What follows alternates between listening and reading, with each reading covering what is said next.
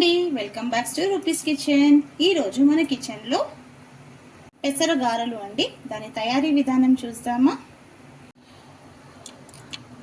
2 cups పెసర్లు నానబెట్టేసుకోవాలండి. ఒక 3 to 4 hours మంచిగా నీట్గా 2 times వాష్ చేసేసి మంచిగా మునిగేంత వరకు వాటర్ పోసేసి ఒక 3 hours అలా నానబెట్టేయాలి. ఇప్పుడు దీన్ని మిక్సీకి వేసేసుకుందాము.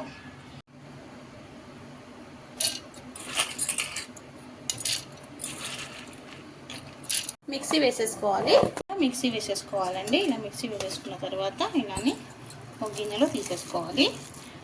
పెసర్లు మరి మెత్తగా రుబ్బుకోవద్దండి, కొంచెం పప్పుగానే రుబ్బుకోవాలి.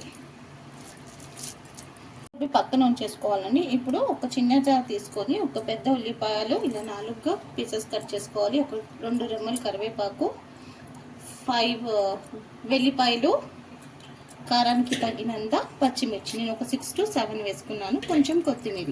ఇది ఒక చిన్న జార్లో వేసుకొని మిక్సీ వేసేసుకోవాలి. ఇప్పుడు దీంట్లోనే టేస్ట్కి తగినంత సాల్ట్ మిక్సీ పట్టేసుకోవాలండి. పేస్ట్లా అయిపోతుంది. ఇప్పుడు దీంట్లో యాడ్ చేసేసుకుందాము.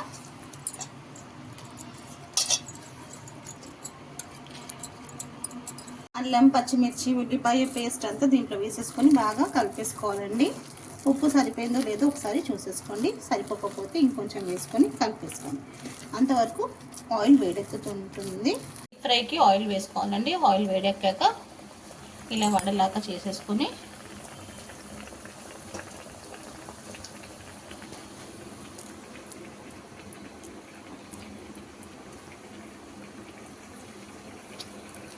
వేసుకుంటూ తిప్పుతూ ఉండాలండి. వేసేసాక ఒక 2 minutes తర్వాత ఇలా కలర్ వస్తుంది. సో ఇంకొక సైడ్ టర్న్ చేసుకోవాలి.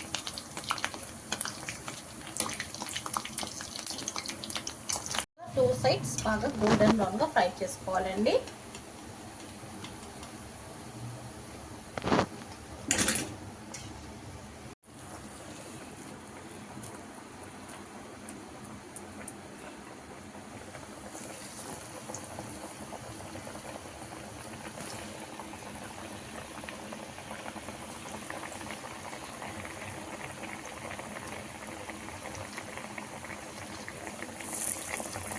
ఈ రెసిపీ అయినా లవ్తో కేర్తో చేస్తే సింపుల్ రెసిపీ కూడా సూపర్ రెసిపీ అవుతుందండి.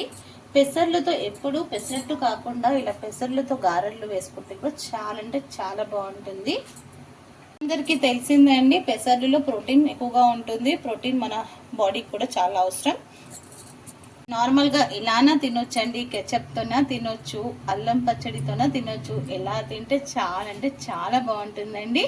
ఇంకెందుకండి లేట్. మీకు కూడా నచ్చినట్టయితే మీరు కూడా డెఫినెట్గా ఒకసారి ఇలా ట్రై చేయండి.